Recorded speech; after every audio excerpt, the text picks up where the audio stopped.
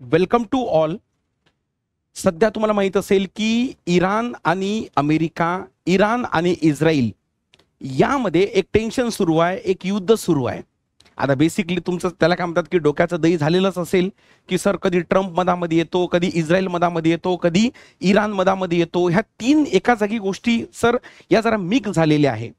त्यामुळे आपण एकदम टू द पॉइंट कमी वेळेमध्ये एकदम सुटसुटीत समजण्याचा प्रयत्न करू की नेमकं इस्रायल एका बाजूनं, सर हा इस्रायलचं काय विषय आहे, त्यानंतर इथं मधात या दोघांचा प्रॉब्लेम आहे आणि यामध्ये ओके अमेरिका हा कसा आला, हे तीन काय असेल ओके आपले विषय असेल.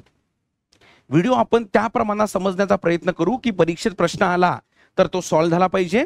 आणि जर न्यूज वाचली किंवा काही असं न्यूज वगैरे काही कानावर गोष्ट पडली की बाबा ट्रम्प म्हणतो की आयतुल्ला खोमोनी तुला आम्ही मारणार नाही, योग्य वेळी तुला मारू.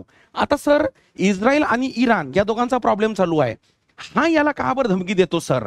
इराणचे जे प्रमुख आहे खोमोनी म्हणतात त्याला, आयतुल्ला खोमोनी, यांना का बरं धमकी देतो? एवढं बेसिक तरी काय कळलं झालं पाहिजे, आपल्याला कळलं पाहिजे. समजलीपर्यंत तर ते आपण विदिन काही मिनिटांमध्ये समजण्याचा आपण प्रयत्न करू. ठीक आहे, चला विथ बेसिक बरं का.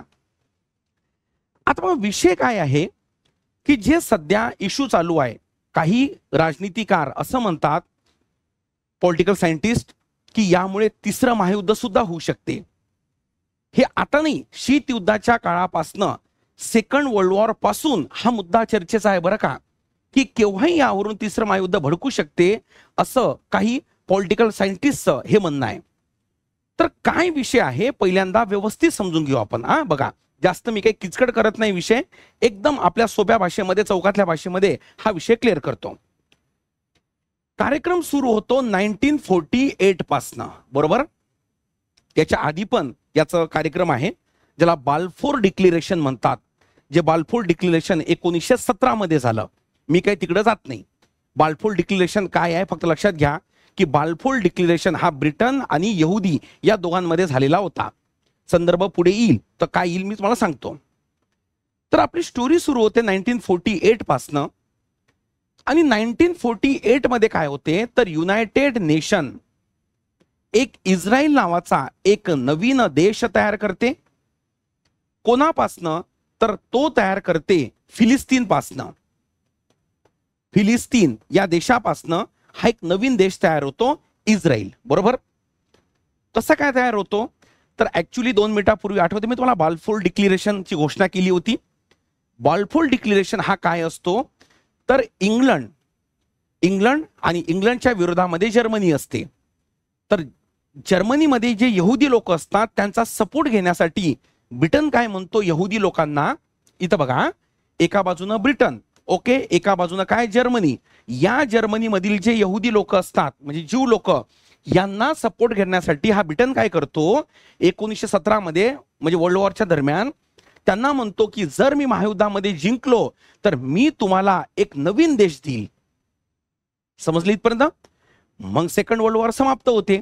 त्यानंतर याच्यामध्ये काय ब्रिटन ओके जे डिक्लेरेशन आहे तर त्या डिक्लेरेशन नुसार मोठ्या प्रमाणामध्ये यहुदी लोक हे कुठं या फिलिस्तीनमध्ये येऊन बसतात.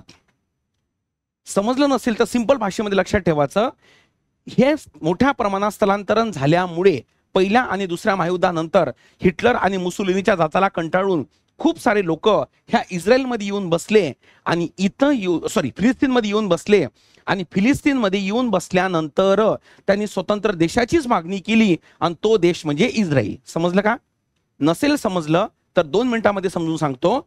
1948 मध्ये युनायटेड नेशनने इस्रायल पासून स्वतंत्र एक देश तयार केला. फिलिस्तीन पासून स्वतंत्र एक देश तयार केला, त्याला इस्रायल म्हणतात. एवढं कळलं का? आय अगेन रिपीट, 1948च्या याच्यानुसार 1949 मध्ये फिलिस्तीनी जो मुस्लिम देश आहे यांच्यापासून स्वतंत्र एक देश तयार केला, त्याला इस्रायल म्हणतात. समजलं आता? एकदम सिंपल, काय प्रॉब्लेम नाही. आता बघा विषय काय होतो. आता याच्यामध्ये बघा इराण कसा येतो. आता या इस्रायलच्या निर्मितीमध्ये युनायटेड स्टेट म्हणजे अमेरिकेचा मोठा बॅकअप असतो इस्रायलला. समजलं? आणि लक्षात ठेवा या इस्रायलला विरोध हा कोण करतो, तर हा करतो इराण. समजलं? कोण करतो? इराण हा विरोध करतो सुरुवातीला, बरोबर आहे का? आता थोडं मिक्स होऊ देऊ नका. US इस्रायलला सपोर्ट करतो, तर इराण याला विरोध करतो, असं मी चिन्ह देतो. आता पुढे काय होते? पुढे हे होते, मी पेन पण चेंज करून घेतो. 1953 मध्ये, हा बरोबर बघा, आता स्टोरी कन्वर्ट होत आहे, स्टोरी चेंज होत आहे. या इराणमध्ये शहाचं सरकार येते, बरोबर? त्यांचं मोठं नाव आहे, ओके, पण लक्षात ठेवायचं, शहाचं सरकार येते आणि हे सरकार या अमेरिकेच्या फेवरचं असते. आणि त्यामुळे 1953 मध्ये हा इराण इस्रायलला मान्यता देतो आणि इराण हा तुर्कीनंतर इस्रायलला मान्यता देणारा हा दुसरा देश बनतो. आय अगेन रिपीट, इराण हा इस्रायलला मान्यता देणारा, की जो इराण पहिले विरोध करत होता तो इस्रायलला मान्यता देणारा दुसरा तुर्कीनंतरचा काय बनतो? मुस्लिम देश बनतो. कारण इराणमध्ये अमेरिकेच्या फेवरचं सरकार आलं ना 1953 मध्ये. आणि मग अमेरिकेनं काय केलं? या इराणमध्ये आपल्या फेवरचं सरकार आल्यामुळे सगळ्या गोष्टी लादल्या, तिथलं तेल काढलं, एक्सेट्रा एक्सेट्रा. इराणच्या जनतेला वाटलं की अरे बाबा, हे आपल्या संस्कृतीवर हल्ला करत आहे, आपल्या सार्वभौमत्वावर हल्ला करत आहे. म्हणून या इराणमध्ये, बरोबर आहे का, सोप्या भाषेत सांगून राहिलो, इराणमध्ये, पुन्हा मी पेन चेंज करतो, इराणमध्ये 1979 मध्ये इस्लामिक रिव्हॉल्युशन होते. कोणाच्या विरोधात? शहाच्या विरोधात. शहा कोणाच्या फेवरचा? अमेरिकेच्या फेवरचा. आणि या इराणमध्ये खोमोनीचं सरकार येते, जे कट्टरपंथी असते, जे शरीयतवर आधारित असते, बरोबर? आणि इथून या इराण आणि अमेरिकेचे संबंध बिघडायला सुरुवात होते. इराण आणि कोणाचे? अमेरिकेचे संबंध बिघडायला सुरुवात होते. Is that clear?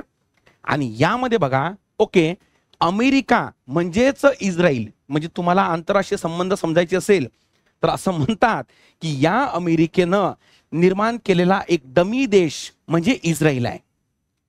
ज्या गोष्टी अमेरिकेला कुठं करता येत नाही तो इस्रायल मार्फत करतो, बरोबर नाही का? समजा असं वाटलं एखादी डिक्लेरेशन की हे आपल्या म्हणजे तोट्याचं आहे, पण बा नाईला जास्त सही करायची आहे, तर अमेरिका सही करतो, इस्रायलला सही करू देत नाही. हा, त्याला म्हणतो तू नको करू, म्हणजे ऍग्रीमेंट न केल्यामुळे गोष्टी बंधनकारक नसेल. मग याचा अर्थ मी मागच्या एक रीलमध्ये पण बोललो होतो, हा शक्तिमान असेल तर हा गंगाधर आहे, हा कर्ण असेल तर हा अर्जुन आहे, हा रंगा असेल तर हा बिल्ला आहे. समजलं का इथपर्यंत? हे दोघे एकच आहे. मग अमेरिकेचा विरोधी सरकार जर 79 मध्ये इराणमध्ये आलं तर 100% मला सांगा, हा इराण इस्रायलला पण आता विरोध करणार आणि या इराणनं पुन्हा विरोध करायला सुरुवात केली इस्रायलला. समजली इथपर्यंत? आणि इथून टेन्शन ते वाढलं.